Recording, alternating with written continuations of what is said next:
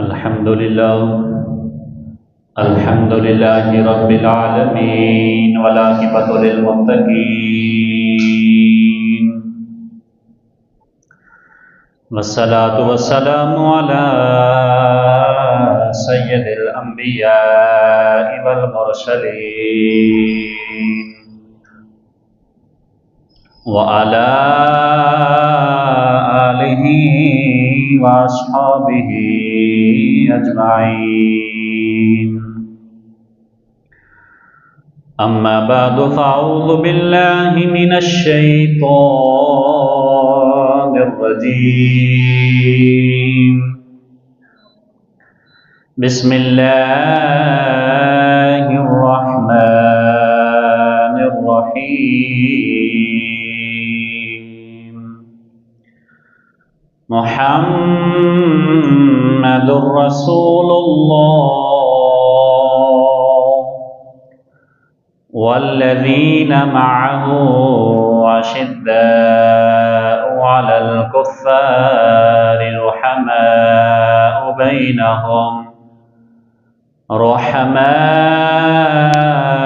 بينهم تراهم ركعا سجدا يبتغون فضلا من الله ورضوانا. صدق الله مولانا العظيم وصدق رسوله النبي الكريم الأمين.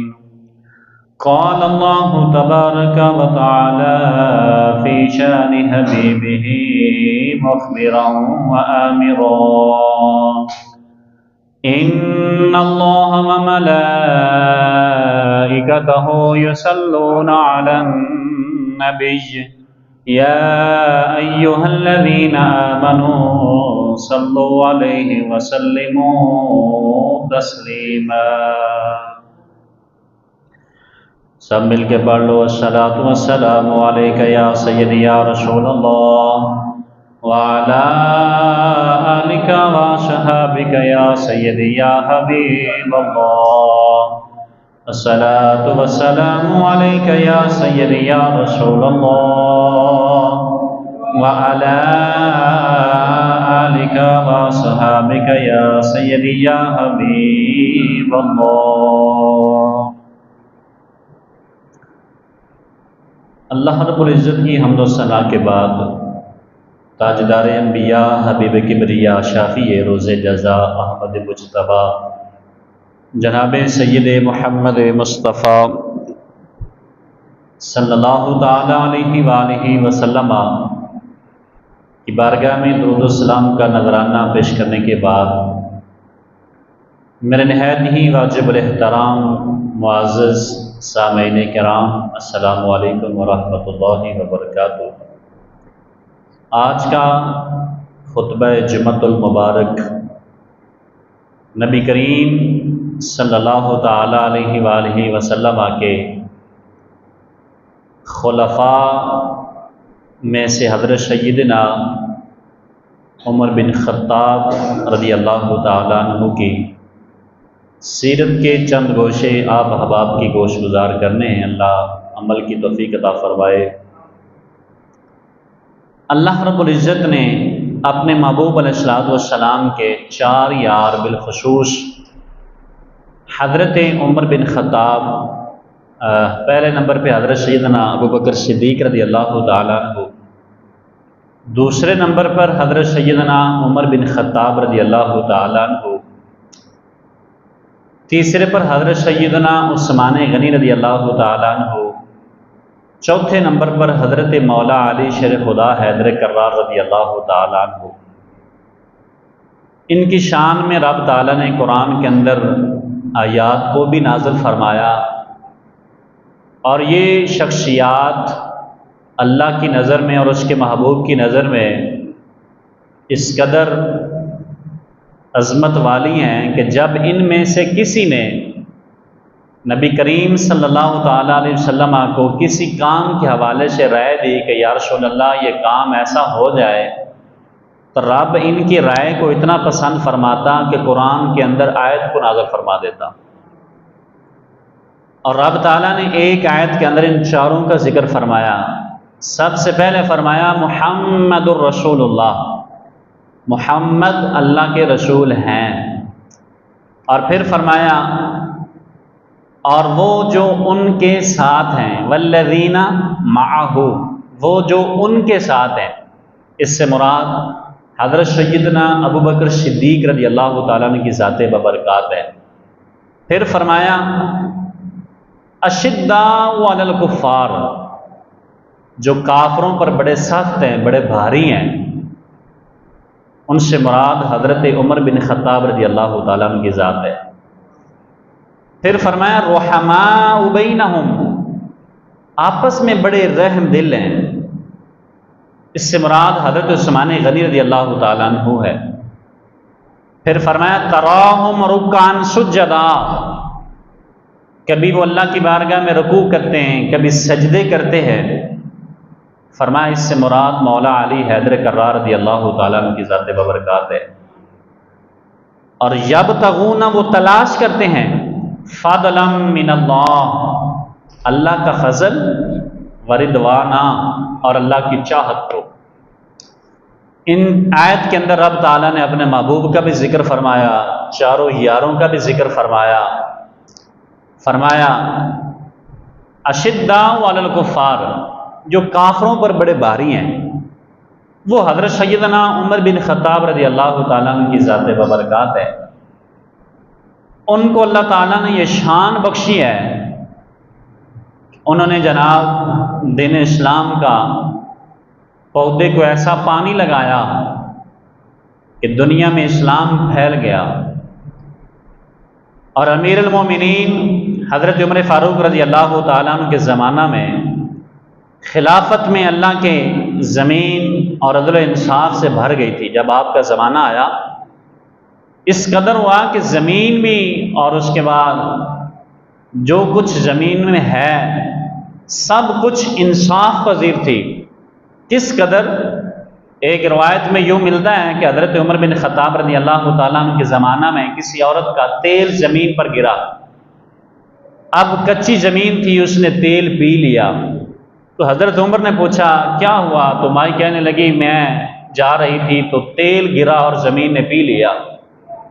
حضرت عمر بن خطاب نے اپنا درہ زمین پہ مارا اور کہا زمین تجھے نہیں پتا تیرے اوپر عمر رہتا ہے، اور عمر عدل و انصاف سے کام لیتا ہے اور حق اور باطل کے درمیان فرق کرتا ہے، اور تو نے اس عورت کا تیل پی لیا ہے۔ اور زمین نے وہ تیل زمین سے باہر نکالا، اور اس کے بعد جب وہ عورت، ہماری یہ عادت ہے کہ جب چیز ہمیں اضافی ملے تو کوشش ہوتی ہے کہ تھوڑی سی سمیٹ لی جائے، جیسے اکثر یہ ٹینکر وغیرہ پیٹرول کے جاتے ہیں تو ان کے حادثات ہو جاتے ہیں، تو ہماری کوشش ہوتی ہے کین بھر لی جائے، خود جل جائیں مر جائیں، لیکن تیل جو ہے وہ بھر لیے جائیں۔ بہاولپور میں بھی یہ واقعہ ہوا تھا، کئی لوگ جل گئے مر گئے، ہماری کوشش ہوتی ہے۔ اب اس مائی نے جب تیل دیکھا تو میرا تو تھوڑا تھا مگر یہاں سے زیادہ نکلا، اس نے کوشش کی کہ میں زیادہ لے لوں۔ حضرت عمر بن خطاب نے کہا بات یاد رکھنا کہ میں نے بھی عدل کیا ہے، زمین نے بھی عدل کیا ہے، تیرا جتنا بنتا اتنا لے لینا، باقی زمین کو واپس لوٹا دینا۔ اس قدر حضرت سیدنا عمر بن خطاب رضی اللہ تعالیٰ عنہ کے زمانہ میں دنیا جو ہے وہ عدل سے جو ہے وہ بھر چکی تھی، اور دیانتداری کا جو سکہ ہے وہ راج ہو چکا تھا ہر طرف۔ مخلوق خدا کے دلوں میں حق پرستی اور پاک بازی کا جو جذبہ ہے یہ بلند ہو چکا تھا، اور پھر اسلام کی برکات حسنات عمر بن خطاب کی وجہ سے پورے عالم اسلام کو جو ہے وہ ملتی رہی۔ اور حضرت عمر فاروق اعظم رضی اللہ تعالیٰ عنہ کے رعب ہیبت کا جلال کا یہ عالم تھا کہ باطل ہر وقت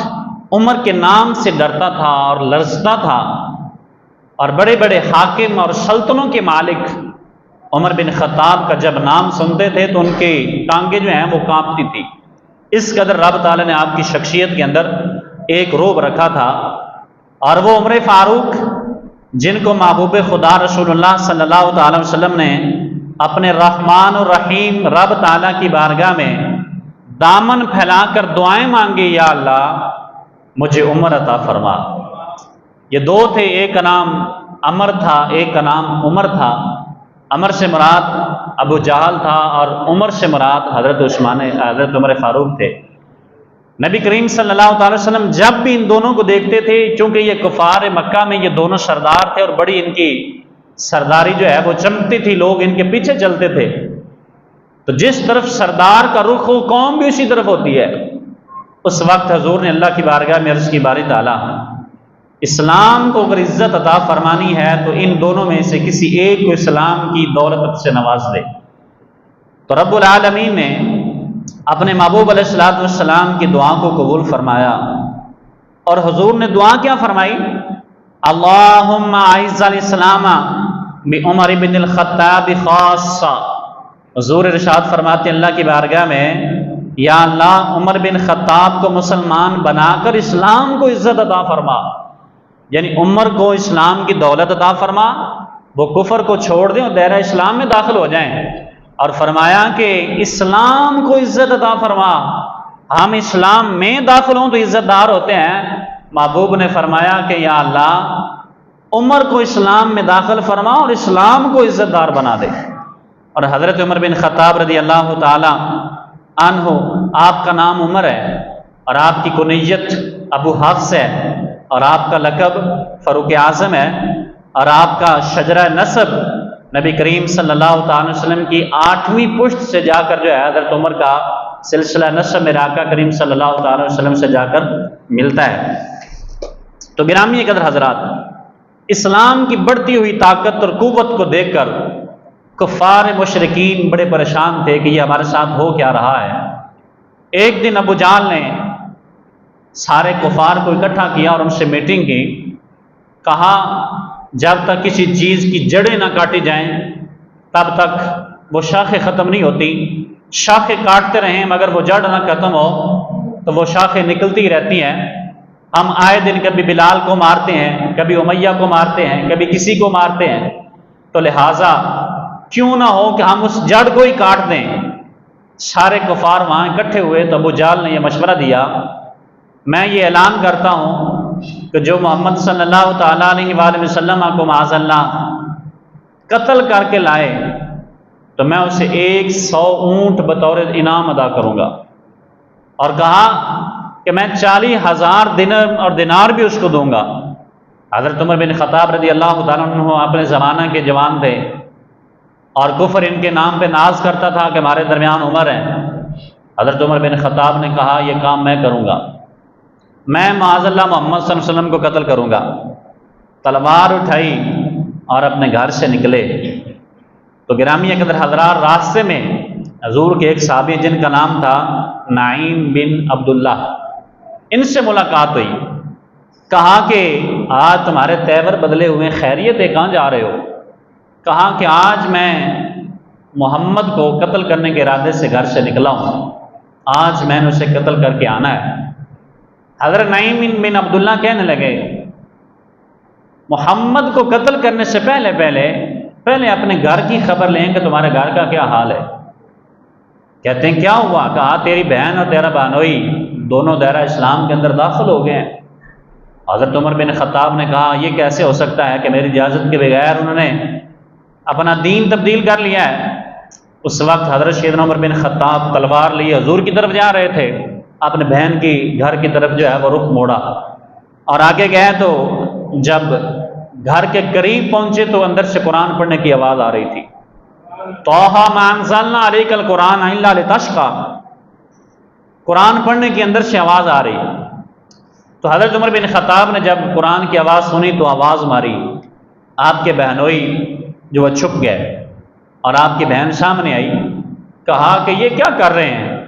آپ کی بہن نے کہا جو آپ سن رہے ہیں۔ اس وقت آپ نے اپنے بہنوئی کو پکڑا اور اس کو مارا، حتیٰ کہ اپنی بہن کو بھی مارا، اس قدر مارا کہ جناب کان کی بالیاں گر پڑی، ٹوٹ گئیں، خون جو ہے وہ نکلنے لگا۔ اس وقت حضرت عمر بن خطاب کی بہن نے یہ بات کہی، آپ ہماری جان تو نکال سکتے ہیں لیکن ہمارے دل سے ایمان کو نہیں نکال سکتے۔ کہا اگر تو بھی خطاب کا بیٹا ہے تو میں بھی خطاب کی بیٹی ہوں، جان دے سکتی ہوں مگر ایمان نہیں دے سکتی۔ اس وقت حضرت عمر بن خطاب کے دل میں یہ خیال آیا کہ یہی بہن جس کی ہمت نہیں عمر کے سامنے کھڑی ہو، آج ایسی کیا چیز اس کے دل کے اندر پیدا ہوئی، اس کے اندر یہ جذبہ پیدا ہو گیا کہ آج یہ میرے سامنے کھڑی ہو گئی ہے۔ کہا جس کی تلاوت کر رہی تھی، جس کی آواز آ رہی تھی، وہ صحیفہ، وہ کتاب، وہ مجھے بھی دکھاؤ۔ تو کہا دکھاؤں گی ضرور، مگر آپ ناپاک ہیں، جب تک آپ پاک نہیں ہو سکتے تب تک اس کتاب کو ہاتھ نہیں لگا سکتے۔ لا یمسہ الا المطہرون، اللہ کا قرآن فرماتا ہے جب تک پاک نہ اسے ہاتھ نہ لگائیں۔ حضرت عمر بن خطاب رضی اللہ تعالیٰ عنہ پاک ہوئے، غسل کیا، تو جب قرآن آپ کی بہن سامنے لائی، اس آیت کے اندر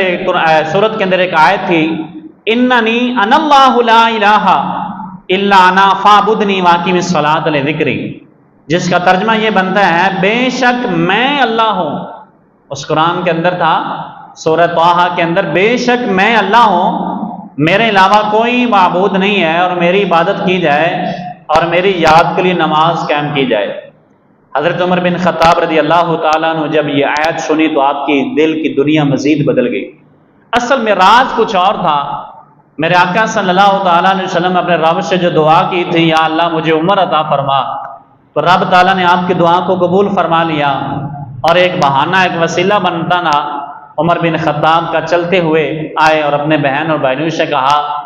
مجھے بھی اس ہستی کے پاس لے جائیں جس کی ذات پہ رب نے اس قرآن کو نازل فرمایا ہے۔ حضرت عمر بن خطاب رضی اللہ تعالیٰ عنہ چلتے ہوئے آئے۔ حضور اس وقت دار ارقم ایک گھر کے اندر جو حضور موجود تھے، اور دروازے پہ حضرت امیر حمزہ رضی اللہ تعالیٰ عنہ کھڑے تھے، اور دیگر صحابہ کرام بھی موجود تھے۔ دیکھا عمر آ رہا ہے اور ہاتھ میں ننگی تلوار ہے۔ اس وقت حضرت امیر حمزہ نے کہا اگر تو یہ اچھی نیت سے آ رہا ہے تو پھر تو ٹھیک ہے، ورنہ اگر کسی غلط ارادے سے آ رہا ہے تو آج اس کی گردن میں اڑا دوں گا۔ ان کے اوپر جو ہے وہ مصطفیٰ کریم صلی اللہ تعالی وسلم کی محبت کا جو نشہ ہے وہ طاری ہو چکا تھا۔ تو اس وقت نبی کریم صلی اللہ تعالیٰ علیہ وآلہ وسلم نے جب دیکھا کہ عمر آ رہے ہیں اور باقی دیگر صحابہ تلواریں لے کے کھڑے ہو گئے، کیونکہ عمر اس وقت اسلام کے سب سے بڑے دشمن تھے، تو نبی کریم صلی اللہ تعالیٰ علیہ وآلہ وسلم نے جب دیکھا تو صحابہ سے فرمایا بیٹھ جاؤ، یہ خود نہیں آیا، اس کو آج بلایا گیا ہے۔ یہ خود نہیں آیا بلکہ اسے جو ہے وہ بلایا گیا ہے۔ اس وقت حضرت عمر بن خطاب رضی اللہ تعالی عنہ آئے اور نبی کریم صلی اللہ تعالیٰ علیہ وآلہ وسلم کے پاس آئے تو حضور نے دامن پکڑا اور فرمایا عمر کیا تم فساد کرتے رہو گے اس وقت تک جب تک تم پر ذلت اور رسوائی مسلط نہ ہو جائے؟ یہ ظالم بندے ظلم کرتے رہتے ہیں، اللہ ان کی رسی ڈھیلی کرتا رہتا ہے، یہاں تک کہ وہ ایک دن اللہ کی پکڑ میں وہ آ جاتے ہیں۔ تو حضور نے بھی یہی فرمایا کہ عمر اللہ نے اگر آپ کو یہ طاقت بخشی ہے تو آپ یہ ظلم کرتے رہیں گے تب تک جب آپ کے اوپر ذلت اور رسوائی مسلط نہ ہو جائے۔ یہ سنتے ہی حضرت عمر بن خطاب بے ساختہ زبان سے کہنے پڑے اشہد ان لا الہ الا اللہ وحدہ لا شریک لہ واشہد ان سیدنا و مولانا محمدا عبدہ ورسولہ۔ آپ نے کلمہ پڑھا اور مسلمان ہو گئے۔ تو گرامی قدر حضرات، محبوب خدا رسول اللہ صلی اللہ علیہ وسلم نے حضرت عمر فاروق رضی اللہ تعالیٰ عنہ کو اپنے پاس بٹھایا اور 3 مرتبہ اپنا دست نبوت ان کے سینے پر پھیرا، اور پھر حضور نے جو ہے وہ دعا فرمائی کہ اے اللہ عمر کے سینے میں جو بھی غل ہے، جو بھی دشمنی ہے، جو بھی چیز ہے، اے میرے مالک اس کو نکال دے اور عمر کے سینے کے اندر نور کو داخل فرما دے۔ تو جب حضور رب سے دعا کرتے ہیں تو پھر خود خدا جانے مصطفیٰ رب سے کیا مانگتے ہیں۔ اس وقت حضرت عمر بن خطاب رضی اللہ تعالیٰ عنہ قسمت جاگی اور حضور نے انہیں لیا، اور جب آپ دائرہ اسلام میں داخل ہوئے تو فرشتوں کے سردار جبریل آئے اور آ کر نبی کریم صلی اللہ تعالیٰ علیہ وسلم آپ کو مبارکباد پیش کی۔ عرض کرتے ہیں یا رسول اللہ آسمان والوں کی طرف سے مبارک ہو، آج عمر دائرہ اسلام میں داخل ہو گیا ہے۔ کیونکہ حضور نے یہ دعا فرمائی تھی کہ یا اللہ اگر دین اسلام کو عزت بخشنی ہے اور طاقت دینی ہے تو عمر کو دائرہ اسلام کے اندر جو ہے وہ داخل فرما۔ اس طرح حضرت عمر بن خطاب رضی اللہ تعالی عنہ آپ دائرہ اسلام میں داخل ہوئے، اور بہادر اتنے تھے کہ حضرت مولا علی شیر خدا حضرت کرار فرماتے ہیں جتنے لوگ بھی نبی پاک صلی اللہ تعالی وسلم کے حکم سے مکہ چھوڑ کر مدینہ گئے، حضرت علی فرماتے ہیں میں نے کسی شخص کو نہیں دیکھا جو علل اعلان کر رہا ہو کہ جناب میں مکہ چھوڑ کے مدینے جا رہا ہوں، جس نے میرا راستہ روکنا ہے روک لو۔ حضرت علی فرماتے ہیں کسی کے اندر نہ اتنی ہمت تھی نہ جرت تھی، کیونکہ کافروں کا وہاں پر جو ہے وہ ڈیرا تھا، ہر بندہ چھپ کر جو ہے وہ نکلتا تھا، لیکن ایک عمر ایسے ہیں جنہوں نے جا کر جو ہے اعلان کیا میں آج مکہ چھوڑ کر مدینے جا رہا ہوں، جس نے میرا راستہ روکنا ہے وہ باہر میدان میں آ جائے، جس نے بچے یتیم کرنے ہیں وہ میرے سامنے آ جائے، جس نے اپنی بیوی کو بیوہ کرنا ہے وہ میرے سامنے آ جائے۔ حضرت علی فرماتے ہیں ان کے علاوہ کسی کے اندر یہ ہمت نہیں تھی کہ وہ اعلان کرتا میں مکہ چھوڑ کر جا رہا ہوں۔ اور پھر آپ کی شان کیا ہے کہ آپ کی رائے کو رب نے اتنا پسند فرمایا کہ جو آپ نے رائے حضور کو دی رب تعالیٰ نے اسی کو قرآن میں تبدیل فرمایا۔ مثال کے طور پر حضرت امیر المؤمنین عمر فاروق رضی اللہ تعالیٰ عنہ، بخاری مسلم میں ہے کہ آپ روایت کرتے ہیں کہ حضرت عمر فاروق رضی اللہ تعالیٰ عنہ بڑے بڑے موقع پر حضور کو رائے دیا کرتے تھے یا رسول اللہ ایسے ہو جائے، تو رب تعالیٰ نے آپ کی شان میں 21 یعنی آپ کی رائے کے مطابق جو یہ چاہتے تھے کہ یہ کام ہو جائے، رب تعالیٰ نے 21 آیات حضرت عمر کے کہنے پہ رب نے نازل فرمائی ہے۔ اور پھر آگے حضرت عمر بن خطاب رضی اللہ تعالیٰ نے بیان کرتے ہیں کہ ایک مرتبہ نبی کریم صلی اللہ تعالیٰ علیہ وسلم کے ساتھ خانہ کعبہ کا میں طواف کر رہا تھا، اور طواف کرتے میرے دل میں خیال پیدا ہوا کہ یہ مقام ابراہیم ہے نا، جس جگہ حضرت ابراہیم نے خانہ کعبہ کو بنایا تھا اور جس جگہ آپ کے پاؤں لگے تو جو پتھر ہے مقام ابراہیم، آپ فرماتے میرا دل کرتا ہے یہاں پہ 2 رکعت نفل ادا کیے جائیں۔ یہ رائے حضرت عمر نے حضور کو دی کہ ایسا ہونا چاہیے، تو رب تعالیٰ نے قرآن کے اندر فرما دیا وَاتَّخِذُوا مِن مَّقَامِ إِبْرَاهِيمَ مُصَلًّى، فرمایا اے حج کرنے والو، اے طواف کرنے والو، اے میرے گھر میں آنے والو، یہ جو مقام ابراہیم ہے اس کو نماز پڑھنے کی جگہ بنا لو۔ اب جب تک کوئی حج کرنے والا، طواف کرنے والا جب تک وہاں 2 نفل نہیں پڑھتا، اس کا جناب نہ حج مکمل ہوتا ہے نہ عمرہ مکمل ہوتا ہے۔ اور پھر آگے جناب علی حضرت عمر بن خطاب رضی اللہ تعالی عنہ آپ نے پھر آگے رائے دی، عرض کرتے ہیں کہ یا رسول اللہ صلی اللہ تعالی علیہ وسلم آپ کے پاس مختلف قسم کے لوگ باہر سے تشریف لاتے ہیں اور آپ کے ازواج بھی یہیں موجود ہوتی ہیں، تو میں یہ چاہتا ہوں کہ آپ اپنی ازواج کو کہیں کہ وہ پردے میں رہا کریں، آنے والوں کا پتہ نہیں ہوتا کہ کس نظر سے کس نظریے سے آتے ہیں، کافر بھی آتے ہیں مومن بھی آتے ہیں سارے، تو یہ پردے کا معاملہ جو ہے وہ ہونا چاہیے۔ تو آپ نے صرف یہ رائے دی، رب تعالیٰ نے آپ کی ذات پہ قرآن کو نازل فرمایا اور فرمایا وَإِذَا سَأَلْتُمُوهُنَّ مَتَاعًا فَاسْأَلُوهُنَّ مِن وَرَاءِ حِجَابٍ، رب نے اپنے محبوب سے فرمایا محبوب جب بھی اپنی ازواج سے کسی چیز کا سوال کرنا ہو، کوئی چیز لینی دینی ہو، ان کو بغیر پردے کے سامنے نہ آنے دے بلکہ پردے کے اندر جو ہے ان سے چیز لیں۔ یہ آپ نے رائے دی تھی اور قیامت تک ہماری عورتیں جو ہے وہ محفوظ ہو گئیں، آگے کوئی پردہ کرے یا نہ کرے وہ ان کی مرضی ہے، لیکن آپ کی رائے کے مطابق رب نے اس قرآن کو جو ہے وہ نازل فرما دیا۔ اور پھر آگے ایک منافق تھا عبداللہ بن نبی منافق، جب یہ مرات اس کے گھر والوں نے رسول اللہ صلی اللہ تعالی علیہ وسلم کو اس منافق کا جنازہ پڑھنے کے لیے کہا کہ آپ اس کا جنازہ پڑھائیں، حضرت عمر بن خطاب رضی اللہ تعالیٰ عنہ حضور کی بارگاہ میں عرض کرتے ہیں یا رسول اللہ صلی اللہ تعالیٰ علیہ وسلم یہ منافق ہے، یہ تو بڑا برا آدمی ہے، یہ تو آپ کو برا بڑا کہتا تھا، آپ کے بارے میں جو ہے مختلف قسم کی یہ گستاخیاں کرتا تھا، اور اس کا جنازہ آپ کیسے پڑھائیں گے؟ یہ آپ نے صرف رائے دی تھی، صرف رائے دی تھی، رب تعالیٰ نے اپنے محبوب کی ذات پہ قرآن کو نازل فرمایا وَلَا تُصَلِّ عَلَىٰ أَحَدٍ مِّنْهُمْ مَاتَ أَبَدًا وَلَا تَقُمْ فِي قَبْرِهِ عَلَىٰ قَبْرِهِ، فرمایا محبوب نہ اس کا آپ نے جنازہ پڑھانا نہ اس کی قبر پہ آپ نے کھڑے ہونا ہے۔ یہ حضرت عمر بن خطاب رضی اللہ تعالیٰ عنہ کی رائے تھی جس کو رب تعالیٰ نے بھی جو ہے وہ پسند فرمایا ہے۔ اور آپ حضرت عمر بن خطاب رضی اللہ تعالیٰ عنہ کے بارے میں میرے آقا صلی اللہ تعالیٰ علیہ وسلم نے ارشاد فرمایا میرے سامنے دودھ پیش کیا گیا اور اس دودھ کو میں نے تھوڑا سا پیا، پینے کے بعد اسی دودھ کو میں نے عمر کے سامنے کیا اور عمر نے پی لیا، تو نبی کریم صلی اللہ تعالیٰ علیہ وسلم سے پوچھا گیا یا رسول اللہ اس کی تعبیر کیا ہے؟ تو آقا کریم صلی اللہ تعالیٰ علیہ وآلہ وسلم نے فرمایا اس سے تعبیر جو ہے وہ دین ہے۔ اور پھر ایک حدیث مبارکہ میں میرے آقا نے ارشاد فرمایا خواب کے اندر میں نے دیکھا لوگ میرے سامنے پیش کیے گئے، خواب کے اندر میں نے دیکھا لوگ میرے سامنے پیش کیے گئے، لوگوں کو میں نے دیکھا کسی کی قمیض یہاں تک ہے، کسی کی قمیض ناف تک ہے، کسی کی شرمگاہ تک ہے، کسی کی ٹخنوں تک ہے، حتیٰ کہ میں نے عمر بن خطاب کو دیکھا کہ ان کی قمیض اتنی لمبی ہے حتیٰ کہ پاؤں کے اندر وہ گھسیٹتی چلی جا رہی ہے۔ تو نبی کریم صلی اللہ تعالی وسلم سے پوچھا کہ یا رسول اللہ اس خواب کی تعبیر کیا ہے؟ تو میرے آقا کریم صلی اللہ تعالی وسلم نے فرمایا اس خواب کی تعبیر دین ہے۔ فرمایا لوگ دین کا کام کریں گے، جس کی جتنی قمیض ہے وہ اتنا کام کرے گا، جس کی نافتہ قمیض ہے وہ اتنا کام کرے گا، لیکن عمر کی قمیض جو ہے وہ زمین پہ گھسیٹتی جا رہی ہے، اور عمر وہ ہے جب تک اس دنیا میں رہے گا دنیا میں فتنہ برپا نہیں ہوگا، اور جب تک حضرت عمر بن خطاب اس دنیا میں تشریف فرما رہے تب تک کسی قسم کا کوئی فتنہ نہیں ہوا۔ جیسے آپ کا وصال ہوا، وصال کے بعد جب حضرت عثمان غنی خلیفہ بنے پھر اس کے بعد آگے فتنوں کا سلسلہ جو ہے وہ جاری ہوتا چلا گیا، اور حضرت عمر بن خطاب رضی اللہ تعالی عنہ کے بارے میں حضور نے پھر ارشاد فرمایا میں نے خواب دیکھا کہ میں ایک کنویں پر موجود ہوں، میں دیکھتا ہوں کہ وہاں پر ایک ڈول اور ایک رسی موجود ہے، بخاری کی حدیث مبارکہ جس کا مفہوم ہے میں نے تھوڑے سے ڈول جو ہے وہ پانی کے رسی کے ساتھ نکالے، میں تھک گیا،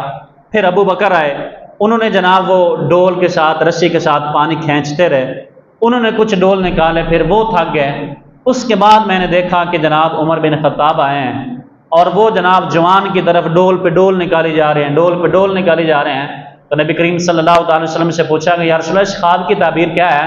تو نبی کریم صلی اللہ تعالی علیہ وسلم نے ارشاد فرمایا اس خواب کی تعبیر یہ ہے کہ میں آیا تھا دین اسلام کو لے کر، میں نے دین اسلام کو پھیلایا جتنا پھیلا، پھر اس کے بعد ابو بکر ہیں یعنی وہ خلیفہ بنے،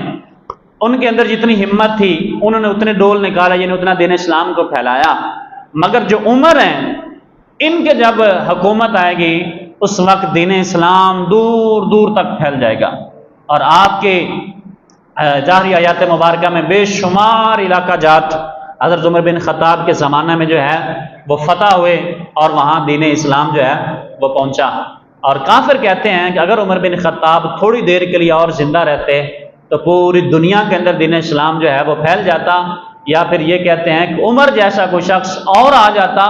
تو پھر جا کر جو ہے وہ پوری دنیا میں دین اسلام جو ہے وہ پھیل جاتا۔ اور پھر حضور کے صحابہ بھی ان سے محبت فرمایا کرتے تھے اور ان کی آپس میں جو ہے وہ محبتیں تھیں۔ یہ مختصر تعارف تھا حضرت عمر بن خطاب رضی اللہ تعالیٰ عنہ کا، ورنہ آپ کی سیرت وہ ہے جو ہم کیا بیان کریں۔ نبی کریم صلی اللہ علیہ وسلم کی بارگاہ میں جبریل آئے، حضور نے ارشاد فرمایا جبریل آج میرا دل کرتا ہے میری کسی صحابی کی شان کو بیان کر، تو اس وقت جناب علی حضور نے فرمایا ایسا کرو کہ عمر کی شان کو بیان کر۔ تو جبریل عرض کرتا ہے کہ یا رسول اللہ اگر میں عمر کی شان کو بیان کروں نا تو مجھے کم از کم حضرت نوح علیہ السلام کی عمر جتنا وقت درکار ہے،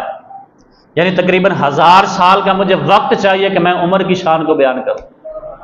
اور عمر سے اعلیٰ جو ہیں وہ ابو بکر صدیق ہیں، ان کی شان تو پھر حضور ہی بیان کر سکتے ہیں۔ اور اللہ رب العزت کی بارگاہ میں دعا ہے اللہ ہم سب کو حضور کے اصحاب کے سیرت و عمل کو پڑھنے پر اور اس پہ عمل کی توفیق عطا فرمائے، آمین۔ وآخر دعوانا